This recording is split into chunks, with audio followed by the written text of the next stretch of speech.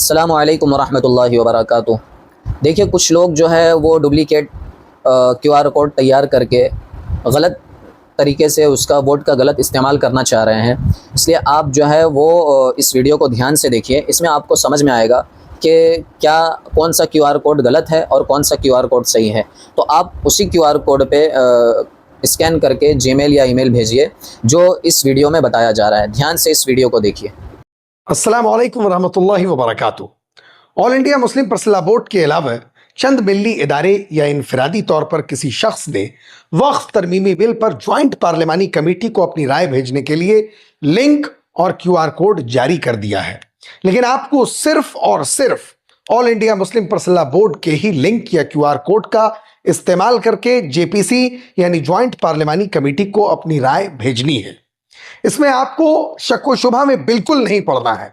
یہ میں کیوں کہہ رہا ہوں یہ آپ کو صاف صاف سمجھ لینا چاہیے۔ پہلی بات تو یہ ہے کہ آل انڈیا مسلم پرسنل بورڈ نے ملک کی چھوٹی بڑی ملی تنظیموں اور تمام مکتب فکر کے باوقار علماء کی نگرانی میں آئی ٹی ماہرین کی مدد سے جوائنٹ پارلیمانی کمیٹی کو رائے بھیجنے کے لیے ایک منظم ٹول تیار کیا ہے، جس کے ذریعے جے پی سی کو رائے بھیجنے کے کئی بڑے اور دور رس فائدے ہیں۔ ویڈیو کو آخر تک دیکھیے۔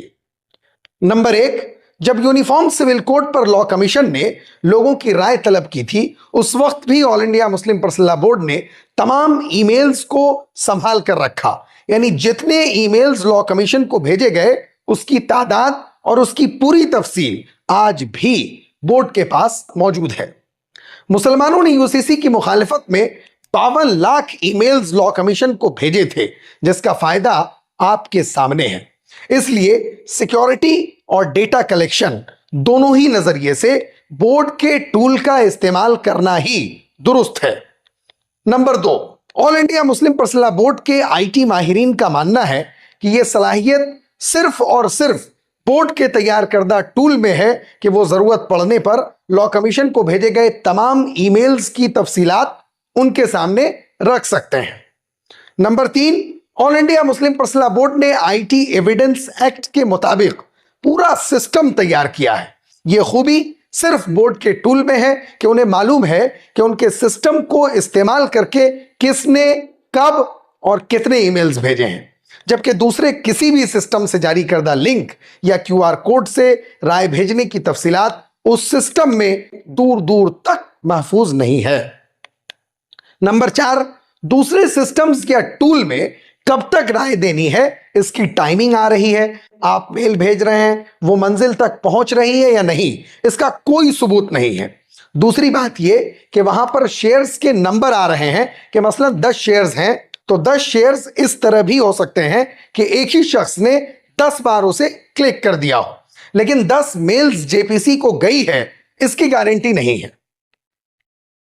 نمبر 5، سب سے اہم اور آخری بات یہ ہے کہ مان لیجئے کہ آپ کا میل کسی وجہ سے جے پی سی تک نہیں پہنچ سکا، تو یہ قوت صرف بورڈ کے پاس ہے کہ وہ پوری ذمہ داری کے ساتھ آپ کے میل کی وکالت کر سکتا ہے، لیکن دوسرے سسٹم سے میل بھیجنے پر اس کی وکالت کے لیے کوئی دلیل یا ثبوت و شواہد موجود نہیں ہے۔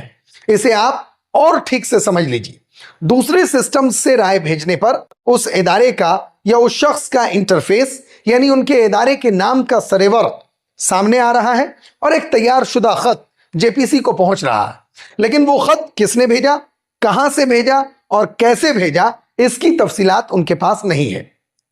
اب آپ ایک اور اہم سوال کر سکتے ہیں کہ یہ کیسے پہچانا جائے کہ یہی آل انڈیا مسلم پرسنل بورڈ کا جاری کردہ لنک یا کیو آر کوڈ ہے؟ تو اس کے لیے آپ اپنی اسکرین پر نظر ڈالیں۔ اس کیو آر کوڈ میں بورڈ کا لوگو موجود ہے۔ اسی طرح لنک پر کلک کرنے پر آپ کے سامنے یہ پیج کھلے گا جس میں صاف صاف بڑے حرف میں آل انڈیا مسلم پرسنل لا بورڈ لکھا ہوا ہے، اور مدد کے لیے ہیلپ لائن نمبرات بھی جاری کیے گئے ہیں جن پر کال کر کے آپ تصدیق کر سکتے ہیں۔